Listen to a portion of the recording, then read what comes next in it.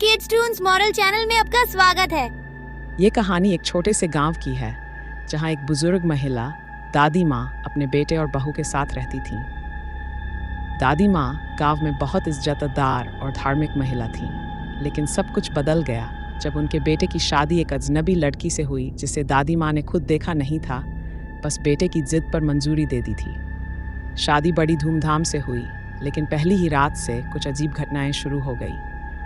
बहू शालू दिन में शांत और संस्कारी लगती, पर रात को उसके कमरे से अजीब सी आवाज़ें आती, कभी जोर की हंसी, कभी बड़बड़ाहट और कभी किसी जानवर जैसी गुर्राहट। दादी माँ ने कई बार देखा कि बहू आधी रात को अकेले जंगल की ओर जाती है और कुछ देर बाद लौटती है।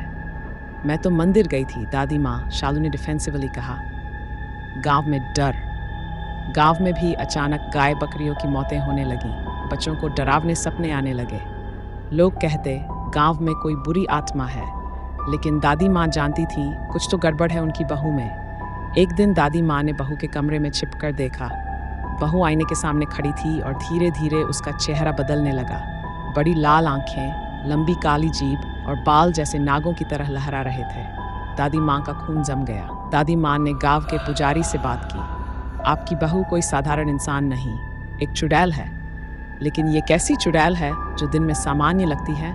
पुजारी ने गंभीर स्वर में कहा। पुजारी ने कहा, ये दिवस छलनी चुड़ैल है जो दिन में मानव और रात में भयंकर रूप लेती है। अगली रात दादी माँ ने अपने बेटे को सच्चाई बताई, पर वह नहीं माना।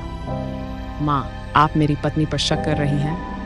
बेटे ने डिफेंसिव स्वर में पूछा। लेकिन उसी रात बहू की असलियत सबके सामने आ गई। रहस्यमय अंदाज में बताया गया। रात के तीसरे पहर दादी माँ ने हवन शुरू किया, जिसमें खास मंत्रों और जड़ी बूटियों का प्रयोग किया।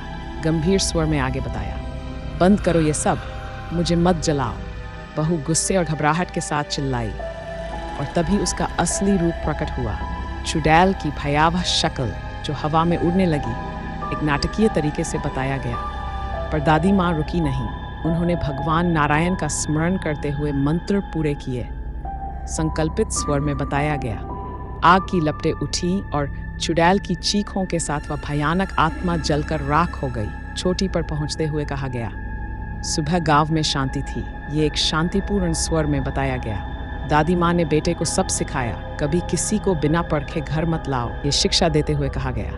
उस दिन से गांव में फिर कभी कोई अनहोनी नहीं हुई। पर आज भी जब अमावस्या की रात होती है, उस घर के पास से गुजरने वालों को एक स्त्री की धीमी हंसी सुनाई देती है, क्योंकि कहते हैं चुड़ैल कभी पूरी तरह नहीं मरती, बस छिप जाती है आने वाली अगली अमावस्या तक। किड्स टून्स मॉरल को सब्सक्राइब करके बेल आइकॉन जरूर प्रेस करें।